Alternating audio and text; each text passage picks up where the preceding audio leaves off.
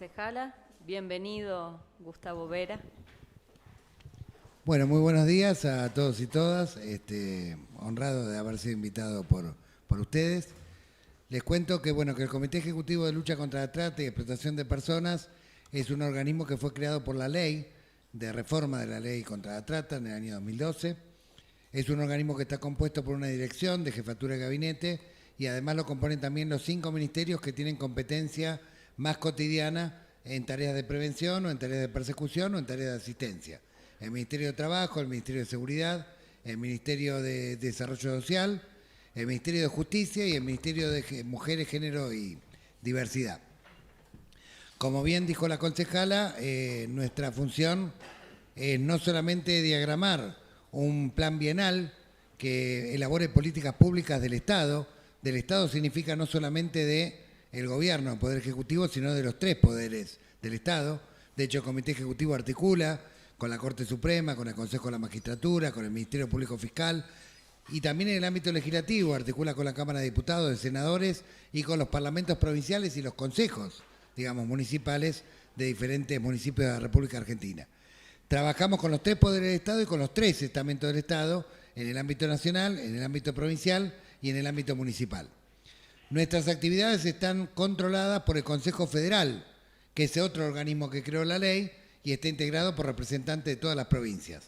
Ese plan bienal que nosotros elaboramos tiene que ser aprobado por el Consejo Federal. Actualmente el plan tiene 100 acciones con 44 organismos de los 3 poderes del Estado y de diferentes estamentos del Estado Nacional y está en el 80% de su ejecución. Es decir, en las principales acciones ya ha sido ejecutado y el próximo plan bienal se presenta el 1 de septiembre del corriente año. Este plan bienal, como bien explicó la concejala, tiene 3 ejes. Un eje que tiene que ver con la restitución de derechos. La Argentina rescató 17.300 víctimas desde el 2008 a la fecha por razones de trata, desde que tenemos ley, pero el 80% de esas víctimas han persistido en su situación de vulnerabilidad porque el Estado ha sido incapaz de poder darle herramientas para poder reconstruir su horizonte de vida. Por lo tanto, hemos pensado en una estrategia para restitución de derechos en el corto, en el mediano y en el largo plazo. En el corto plazo están los programas disponibles que ustedes ya los conocen, el programa Acompañar, el Potenciar Trabajo, el Ayuda Urgente, el subsidio por explotación laboral que da Renatre a las víctimas de trabajo esclavo en el ámbito rural. En el mediano plazo ya está funcionando un programa de capacitación e inclusión laboral, tiene un nombre más largo, pero lo llamamos así para abreviar, donde básicamente las víctimas que son rescatadas del delito de trata durante un año se están capacitando en oficio de acuerdo a sus capacidades, habilidades y deseos, bajo la tutela del Ministerio de Trabajo de la Nación, que les paga un salario durante un año no inferior al salario mínimo vital y móvil. Y al final de ese año tiene que promover su inclusión en el ámbito laboral, sea público o privado. Estamos por los 6 meses de la primera experiencia piloto que se hizo el año pasado, con 30 víctimas de trata sexual de 13 provincias. El programa está funcionando muy bien y este año se abre a 3 convocatorias de 250 personas en cada caso. En total, 750 personas que fueron víctimas del delito de trata van a entrar al programa a lo largo del 2022 para capacitarse en oficio y para insertarse laboralmente. Esto es lo que hace Nación.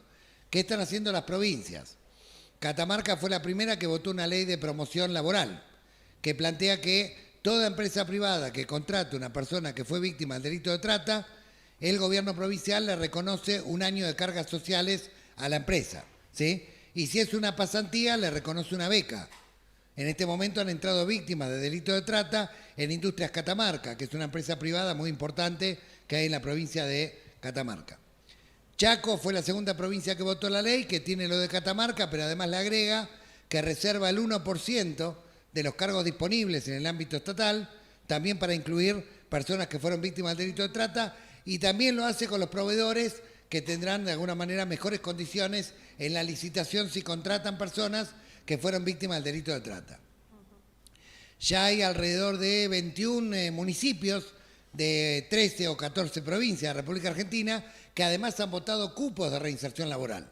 Es decir, que también establecen que el 1% de los cargos municipales disponibles estén en beneficio de las personas que son víctimas de trata, algunos municipios gigantescos, como San Miguel de Tucumán, 900.000 habitantes, otros más pequeños, del norte de Salta, de Chubut, de Río Negro, bueno, de distintas provincias. Y esto se va multiplicando por toda la República Argentina. Empezó hace muy poquito, las ordenanzas empezaron en agosto del año pasado, y ya hay, digamos, 21 que se han votado y varias que están en tratamiento. La última fue hace una semana en Virasoro, la capital de la yerba mate, y es para víctimas de trata laboral y sexual, en Corrientes.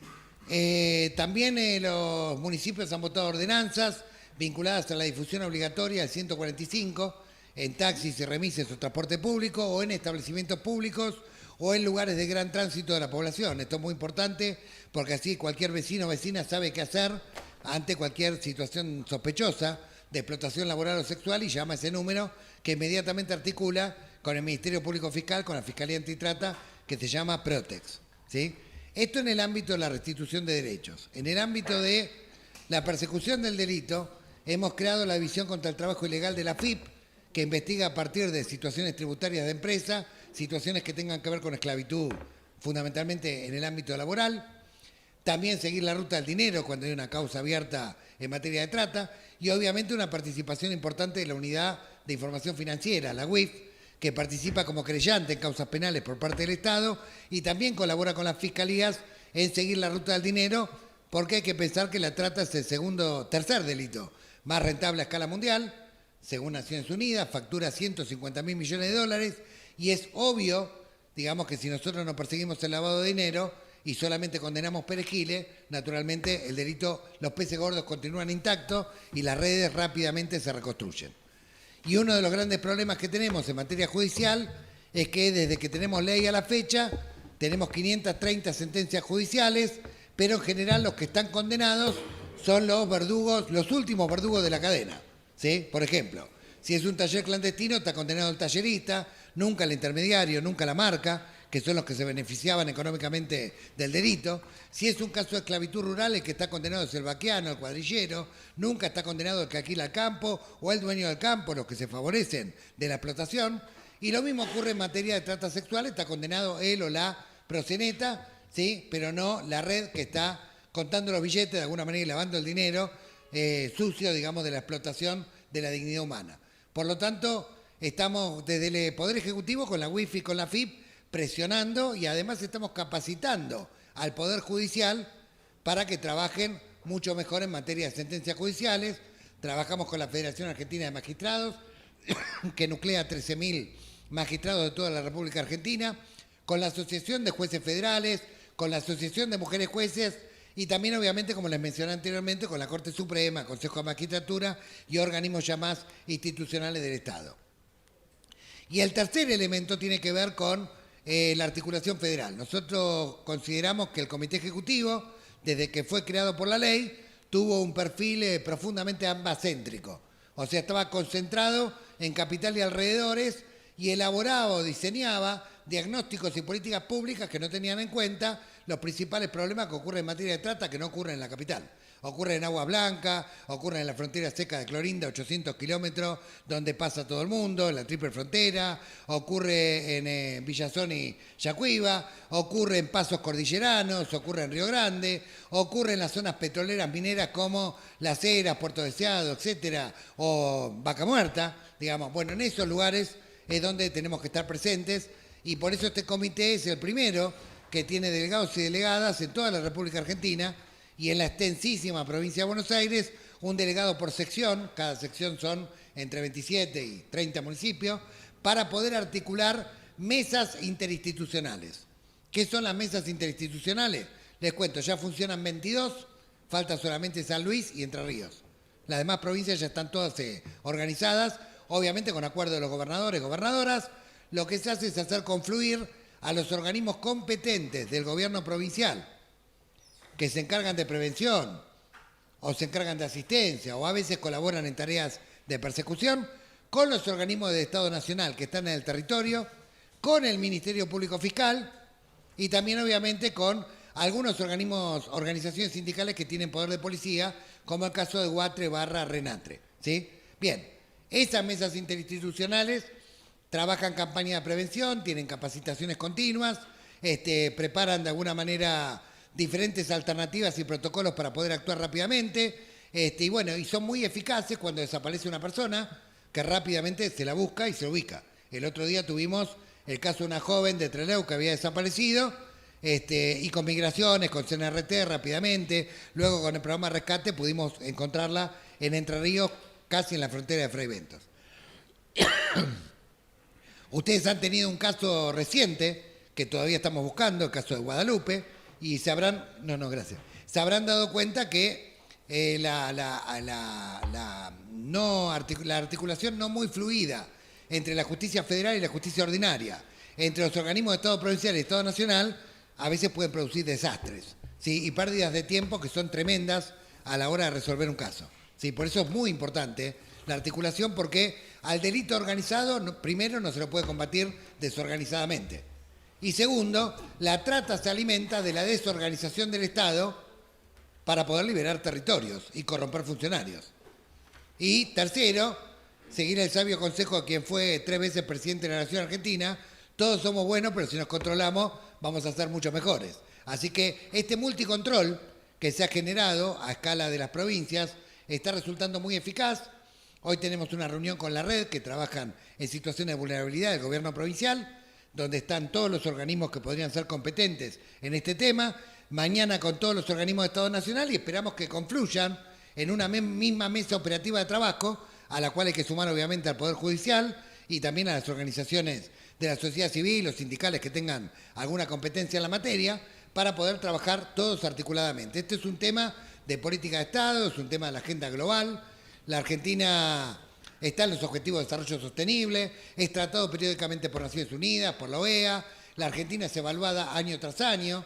Les cuento que el año pasado la Argentina fue reconocida como uno de los 28 mejores países que más esfuerzos hacen en materia de lucha contra la trata de personas, que hemos tenido un reconocimiento del Secretario General de Naciones Unidas hace un mes por el trabajo que hubo durante la pandemia, donde gracias a la articulación federal pudieron entrar denuncias de las 24 jurisdicciones, se rescataron víctimas de 20 jurisdicciones. Tenemos problemas graves, por ejemplo, en el ámbito rural: 750.000 trabajadores, de los cuales solamente 250.000 están registrados. Muchos están sometidos a situaciones de trata o trabajo forzado. Y esto hay que capacitar mucho, porque habitualmente se lo confunde con una simple irregularidad laboral. Pero cuando una persona trabaja más del máximo legal permitido, cuando le pagan menos del salario mínimo vital y móvil, y cuando trabaja en condiciones inhumanas, eso es un delito penal, no es una irregularidad laboral. Y estos criterios no los inventé yo, son los criterios del OIT, son los criterios que están en nuestra legislación, pero que muchas veces los jueces, a veces los que inspeccionan, se hacen los distraídos porque a veces son complacientes con los explotadores, que habitualmente son grandes empresas. No estamos hablando de pequeñas empresas a costado de camino o emprendimientos marginales. Sí, estamos hablando de que en este momento en la República Argentina hay procesadas empresas que exportan inclusive al exterior, ¿sí? Solo que no tienen obviamente una gran cobertura mediática, pero las causas existen. Nosotros fuimos protagonistas de estos procesos. Por ejemplo, la segunda empresa exportadora de soja, le rescatamos 76 personas en situación de esclavitud total. Digo, para dar un ejemplo, y en una provincia, a partir de una investigación tributaria. Entonces, quiero decir, a ver, este es un problema candente. Además, es un problema candente que se ha agravado en la pandemia, porque la pandemia lo que hizo fue acelerar el paso o la utilización creciente de la virtualidad por los seres humanos. Hoy prácticamente todos los seres humanos del planeta usan un 20, un 30, a veces más tiempo de su tiempo real en el ámbito virtual, entre ellos todas las niños, niñas y adolescentes, ¿sí? La trata ha mutado al ámbito virtual, porque en lo virtual pasa lo mismo que en lo real. O sea, pasan cosas maravillosas, pero también hay estafas, extorsiones y también hay trata, ¿sí? También hay trata, también hay grooming, también hay este tipo de delitos. Por ejemplo, una de las cosas que observamos es que esta temporada de trabajadores golondrinas, mal llamados golondrinas, en realidad trabajadores temporarios, ya no los iba a buscar el cuadrillero del Baqueano. Directamente por la plataforma Facebook los iban convocando. A veces le mandaban transferencia electrónica, a veces se pagaban el pasaje con la ilusión que luego se lo devolverían. En el ámbito de la trata sexual tienen portales de todo tipo. Portales de todo tipo, entran en los juegos, entran en Instagram, entran en TikTok, en un montón de plataformas, OnlyFans, un montón de plataformas en las cuales se los trata de captar y explotar sexualmente, ¿sí? a través de promesas engañosas que a veces implican traslado y a veces no. A veces hay situaciones de explotación sexual sin que haya contacto físico entre el verdugo y la víctima. Por ejemplo, aquel menor que es engañado y que producto del engaño difunde imágenes íntimas pensando que lo hacen en confianza y esas imágenes íntimas después aparecen en una página pornográfica, el daño que se produce a ese niño o niña es catastrófico. Y sin embargo todavía no hay políticas públicas para contener a esas víctimas de las consecuencias que tiene el delito, más allá de bajar la página y más allá del seguimiento de la causa judicial. Es decir, todavía, es más, estamos trabajando con el Ministerio de Ciencia, estamos trabajando con las universidades, ponernos en auto rápidamente respecto a la mutación al ámbito virtual de las redes de trata. Y otros fenómenos que están apareciendo, gracias a la lucha de organizaciones de la sociedad civil, como Susana Trimar, como la Alameda, el movimiento de mujeres, etcétera. Hoy no hay muchos prostíbulos a la luz del día como había hace 10, 12 años, pero el fenómeno se ha clandestinizado y opera no solamente en departamentos privados, sino que opera a través, por ejemplo, de organizaciones coercitivas, llamadas popularmente sectas. Cada vez tenemos más denuncias, como la que hubo del Templo de Filadelfia, que usted es la más conocida, ahí se rescataron 140 víctimas, dentro de organizaciones pseudo-filosóficas o pseudo-religiosas que explotan, digamos, sexualmente o laboralmente a las personas o donde hay explotación infantil. También cada vez se afecta más a las personas discapacitadas, que son las más vulnerables. Y es creciente el número, 200 en total, personas discapacitadas fueron explotadas, laboradas sexualmente y rescatadas por el Estado en los últimos 3 años. Digo, para que tenga una dimensión de cómo está mutando el delito y cómo algunos medios son complacientes con este tema. Por ejemplo, hoy leo en el portal de Infobae una nota catastrófica que habla de una joven que dice que de ex piquetera pasó a tener una buena vida a partir de que vendió sexo virtual en OnlyFans. No saben ni las consecuencias que tiene todo esto y cómo muchas causas de OnlyFans terminaron después en explotación sexual real, ¿sí? Y en actividades de tipo mafiosa. Por lo tanto, es un tema que hoy no solamente abarca a la población vulnerable, como en otra época, por ejemplo, sino que hoy abarca a todo el mundo. Porque todas las niñas, niños, adolescentes están de alguna manera conectados virtualmente y pueden ser víctimas de estos engaños y tenemos que trabajar la prevención en el uso responsable de las redes sociales, tenemos que mejorar la performance de las áreas de ciberdelito y ciberdelito y cibercrimen, digamos, y trabajar de manera cooperativa en el ámbito nacional, municipal y provincial. Y bueno, y la importancia que tiene también de que cada municipio aporte su grano de arena y por eso me parece que los convoco de alguna manera a continuar el ejemplo de estos 21 municipios que ya han votado ordenanzas de cupo laboral o de otros 19 municipios que ya han votado ordenanzas para la distribución obligatoria del 145 que salva vidas, ¿sí? Es un número que salva vidas, o sea que a partir del llamado y a partir de una urgencia rápidamente articula con la PROTE, con los juzgados federales y puede actuar. Entonces, que aprendamos desde la dolorosa experiencia que atravesó la provincia el año pasado. No estoy diciendo que el caso necesariamente sea trata, pero sí estoy diciendo que hubo una complicación importante de coordinación de los poderes judiciales, por lo menos. Eso seguro, lo tengo totalmente certificado. Por lo tanto, tiene que haber una cooperación de los jueces ordinarios y los jueces federales, porque las causas por desaparición de personas que muchas veces son trata no entran directamente al juzgado federal, entran a un juzgado ordinario, y el juzgado ordinario muchas veces no sabe cuál es el protocolo con el que tiene que actuar, hay que orientarlo, hay que formarlo, y además porque hay una cooperación obligada de Nación y las provincias cada vez que hay un rescate, porque cada vez que hay un rescate el protocolo legal indica que interviene el programa de rescate y luego lo deriva al punto focal de la provincia. Por lo tanto, ahí hay una articulación que si no hay coordinación fracasamos y la consecuencia, bueno, son este 80% de las 17.000 víctimas que no lograron salir de la vulnerabilidad y que muchas veces fueron revictimizadas. Entonces la idea es justamente garantizar que no sean nunca más revictimizadas. Esto significa en concreto acceso al trabajo, acceso a la vivienda. Se acaba de votar en el Consejo Nacional de la Vivienda el Estatuto Especial de la Vivienda, de acceso a la vivienda para víctimas de trata. Esto significa que las personas que sean rescatadas de operativos judiciales, los institutos provinciales de la vivienda, el cupo de emergencia que tienen que derivar un segmento de viviendas para víctimas de trata, sea bajo la forma de casa propia o lo que habitualmente se utiliza, que son soluciones habitacionales como construcción de módulo habitacional, refacción integral de una vivienda, alquileres sociales en los centros urbanos, bueno, en fin, diferentes alternativas que garanticen vivienda, trabajo y acompañamiento terapéutico, los tres pilares indispensables para que una persona no vuelva a estar revictimizada. Digo, si queremos erradicar el delito de raíz. Y también, si lo queremos erradicar de raíz, naturalmente las causas no se pueden quedar en el escalón del tallerista, el proxeneta o el cuadrillero, sino que tenemos que seguir la ruta del dinero y desmantelar los fondos de los peces gordos, y esos fondos tienen que ser decomisados para reparar a las víctimas. Hay un fondo que se ha constituido el año pasado para reparación a las víctimas de trata por sentencia judicial. Este fondo sería muy bueno si la justicia actuara rápido y bien. El problema es que solamente el 5% de las víctimas de trata lograron tener sentencia judicial firme luego de 12 o 13 años, causas larguísimas, ¿sí? Y la mayoría no tiene justicia. Justamente porque los procedimientos son extraordinariamente lentos y además porque no se sigue la ruta del dinero. Por lo tanto, todavía tenemos muchísimo por hacer.